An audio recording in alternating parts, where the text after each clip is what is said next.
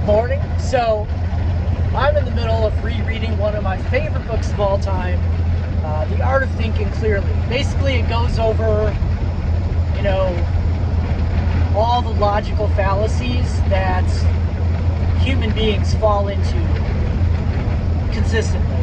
So, all the different things that we do and we think and we believe that don't make any sense. Great book. I highly suggest everybody read it. Anyway, one of them is the availability bias.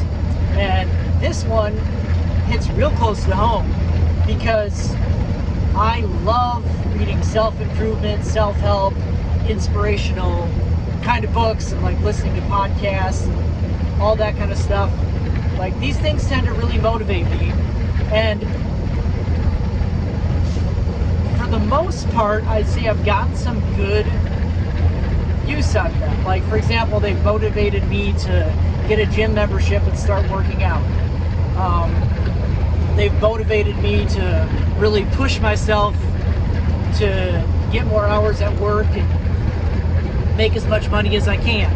They've motivated me to learn how to invest, in stock market and different things, and how to try to make money that way.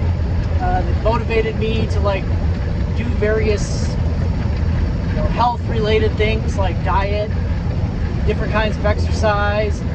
Yeah, they definitely have been a positive in my life. But here's the deal. There's always something in the back of my mind that is there's something not quite right about this, because they're always do this and you're just gonna win. And I'm okay, but I see it happening. I see myself winning more than I was before, but not quite to the point where these books seem to promise you're gonna go. And I mean, they don't make any promises, but you read a self-improvement book, you're like, wow, I'm gonna read this and be the next Bill Gates, and it just doesn't happen, for the majority of people. So yeah, it definitely has improved my life, these books, these self-help books and self-improvement stuff, but not to the point where I'm this, wow, you're so successful kind of person. And the availability bias, I'm oh yeah, that's why. Because who writes books that I would find, and podcasts that I would find and listen to? Successful people, right?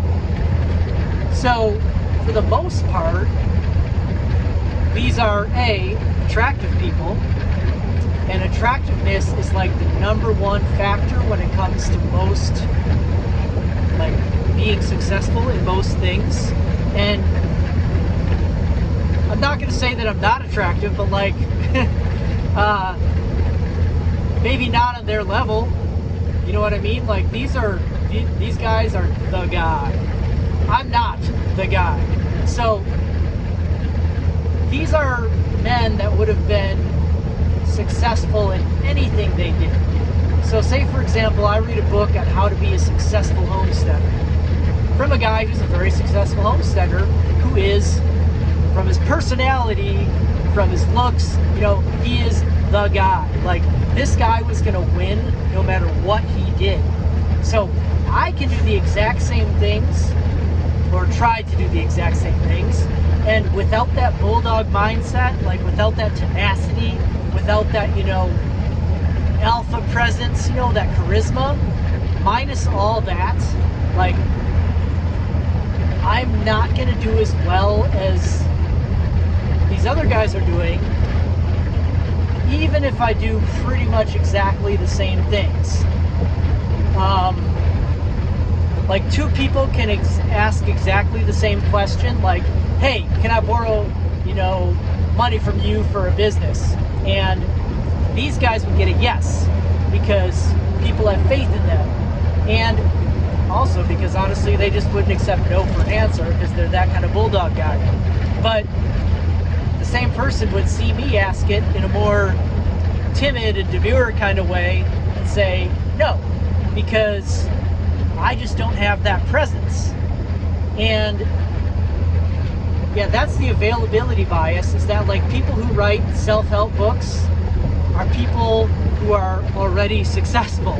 And they're usually people who would have been successful no matter what they were doing, whether in business, in farming, in writing a book, in starting a podcast. Like, these are people who would have been successful no matter what they did, just because it's in their personality, in their DNA, to be a success.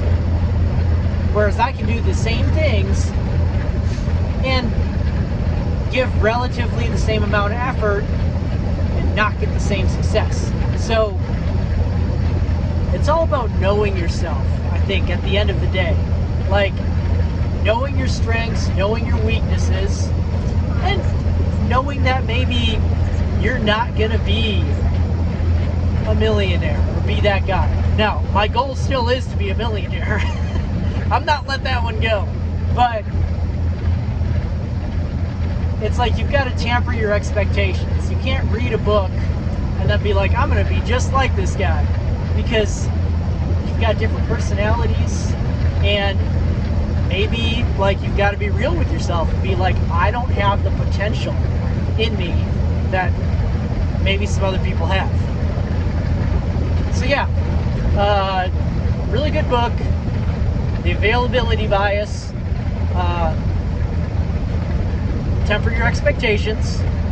And when people say this is what, will lead to success, maybe it's not what they're doing, maybe it's just who they are. And it's not who you are, and I have to be okay with that.